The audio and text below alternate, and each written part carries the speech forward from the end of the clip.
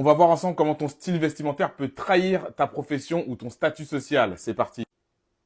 Si t'es habillé comme ça c'est le style du responsable, enfin en tout cas plutôt de l'ingénieur commercial dans l'entreprise, voire éventuellement d'un jeune start-upper ou de quelqu'un qui est en train de monter sa boîte. T'as généralement autour de la trentaine, pas plus de 35 ans.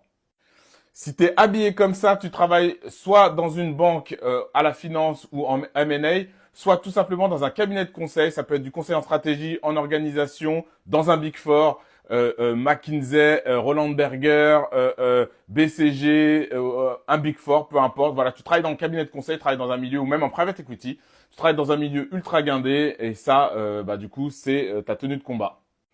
Généralement, d'ailleurs, c'est conformiste, hein. La différence entre les personnes dans cette entreprise, c'est que très souvent, tu vas rentrer avec un costume généralement qui te coûte 200 balles, et la personne qui est le plus élevée dans cette entreprise, elle a plutôt un costume sur mesure avec ses initiales au niveau des manches ou au niveau du ventre, et son costume il est fait sur mesure. Elle a généralement une très belle montre, et les chaussures c'est généralement du Berluti ou du Loeb.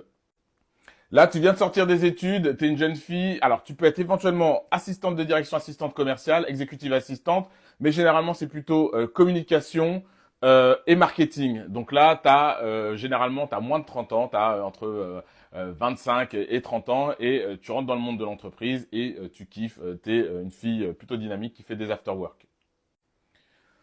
Directrice, responsable adjoint de la communication, DRH ou même éventuellement HRBP d'une entreprise, start-up, grand groupe, peu importe. Mais ça, c'est son style. C'est le style de cette fille-là.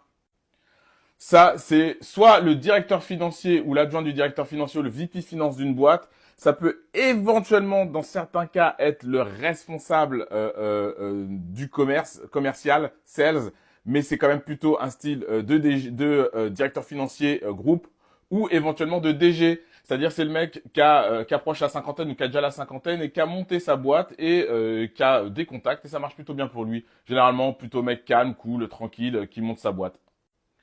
Clairement, le style de l'IT ou IT++ ou le style éventuellement du commercial, ingénieur commercial, ça c'est typique. Mais j'aurais plutôt tendance à dire le style du mec de l'IT, mais l'IT startup, hein, l'IT cool, l'IT geek, mais pas trop geek, qui développe dans l'entreprise et qui fait un peu comment t'appelles, de sales avec le client, c'est-à-dire soit il fait l'avant-vente, soit il fait un peu la gestion de compte, ou en tout cas la recette quand il va déployer une solution. Il travaille dans une startup lui et il gagne bien sa vie. Clairement, DRH grand groupe, avocate. Là, c'est marqué DRH grand groupe, responsable juridique ou avocate. On est dans ces métiers-là. Éventuellement aussi une meuf qui a fait HEC et qui cherche un poste de DG ou de PDG dans une entreprise. Elle est ultra corporate, elle a les connaissances, elle a les relations. Et regardez même dans les start-upeuses ou en tout cas les gens qui sont DG, les femmes DG dans les start-up, vous allez voir qu'elles ont ce profil-là. Ah, ce style-là, vous n'allez pas le manquer. C'est un style de manager moyen en entreprise. Manager moyen, quand je dis manager moyen en entreprise, mid, c'est des gens quand même qui gagnent bien. C'est le manager dans peu importe l'entreprise, peu importe la qualité d'entreprise. Des fois, c'est des managers que tu peux voir dans la grande distribution, mais tu peux les voir aussi dans des très grands groupes.